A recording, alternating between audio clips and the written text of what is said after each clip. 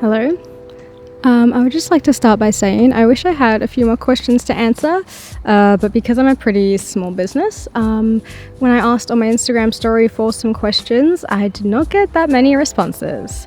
But I did get some from my friends Millie and Cassie and my partner Fen, so I love you guys. Thank you so bloody much. Also, yes, I am in a park today. I thought it would just be a nice change of scenery, and the weather is pretty good, besides the constant wind, which is making my hair fly everywhere. Also, is this not kind of like cinematic? I think this was pretty cool, but anyway. Okay, the first question is from my friend Cassie, who asks, how do you go about creating your little goobers? Do you make a concept art, a template, etc.? Let's back up. Good question. The answer to that is sometimes. If it's a completely new design, I will, usually do some kind of shitty sketch in a notebook just to see or to confirm that what's in my brain can actually sort of work as a concept. Other times I just kind of make the thing. Again, like if it's a new item, it won't be weird for me to try about 2 or 3 concepts of the idea. That's just a creative process, and especially with clay, you can try as many times as you want, and clay itself is malleable. So if you mess up, you can just change it. You can like take the piece off, you can make it thicker, you can squish it, you can literally do whatever the hell you want. That's why I love polymer clay so much. All of that is to say though, if I'm doing a commission, yes, I will do a sketch to show the client. I think you should show your clients something just so they know you're on the right track. Next question is, how has your practice/style evolved over time? Now, one of my biggest inspirations when I was just starting out in high school was a polymer clay jewelry artist called Emily Green. I thought she was so bloody cool. I literally did a presentation about her work for an art class in year 9 or something in high school. That was how cool she was to me. Her style has changed a bit nowadays, but back when she was my peak inspiration, she had this really popular item that was these polymer clay necklaces.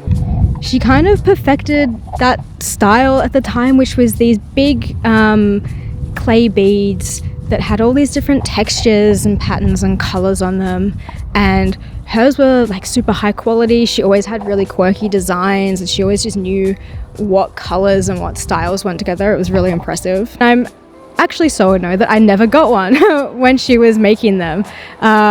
They must have been too expensive for me when I was young, and yeah, I just never got around to getting one. If you have one, let me know. Oh my god, I reckon a lot of people in Australia actually do have them, because I think she was pretty popular as a small jewelry artist. But yeah, I wish I had one. But back to the point, if you scroll through my Instagram, you can kind of see at the start that this was the same sort of style that I like to do. I was very inspired by her. I had those 7 bead necklaces. Then as I kept going, I started to add more detail into my work and try out new things, which slowly led into the style that I'm known for today.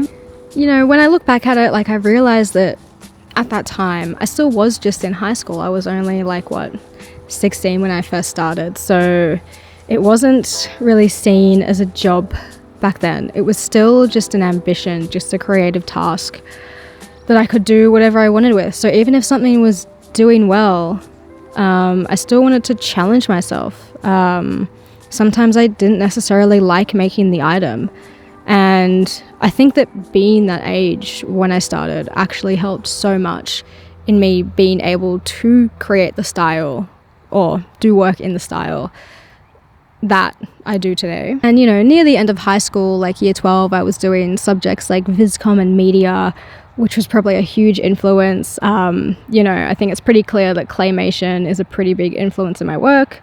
So I was probably just watching a shit ton of Wallace and Gromit and Leica and all the Tim Burton animations, all of that. I loved all of it. I still do.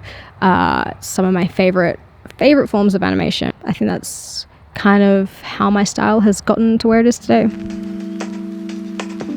Okay, third question. I like this one, even though the answer is kind of boring. How did I come up with the name for my brand? I'm going to give you a visual for this one. So I was in year 10.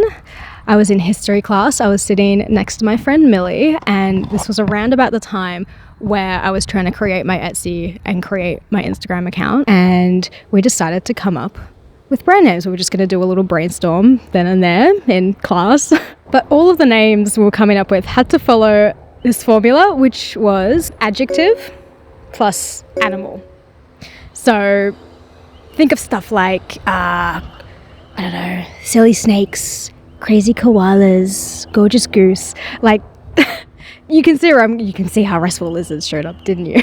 So yeah, then at some point, Millie just wrote down Restful Lizards, and I don't know why, but we really enjoyed it. We were like, that is so sick. We're going with that one. So there's no interesting or wacky story behind that one. It was basically just us sort of having no idea what to name it and seeing a convention that was really popular and just going with that. Now I do incorporate lizards into my work, so it did kind of pan out in the end to make sense, but honestly, like, I had no clue what I was doing when I first started, and we somehow just kind of landed on that. And fourth question is, what is my favorite item to make? Guys, this is a pretty easy question. It's my mini pot plants. They're different every single time, so whatever like expressions or colors, patterns, shapes I want to do, I can just do it. You know, a lot of my other things, like, okay, I'm making snails, I'm making ladybugs, they all look the exact same. All of my pot plants look completely different. If I ever did start to do wholesale or my brand did become a little bit bigger, I probably would lean into that set design element. It would just be so much easier. But at the moment, they're all random, and I think that's pretty cool. Okay, final question. It's a spooky one. It's about the future. Ooh. I mean, that is actually the question, basically. I don't know why I said it like that. What are your future plans for your brand? I think about the future basically all of the time.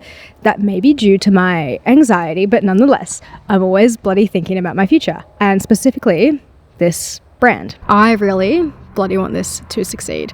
I want to tell people that I do this as a full-time job, and I want to be able to show them all of my art and my websites and all the markets I've done, and I just want this to be the thing I do with my life. I've been doing this for about 7 years now, and literally only in the last year have I actually felt comfortable calling this a job, like to other people and like to myself. So this feels like, you know, the first time in ages that I've been able to think and explore in my head what this actually could become. And I want to do so much. I want to do wholesale. I want a studio. I want a store. I want to go international. I want to do international markets. I want to do more markets here, interstate.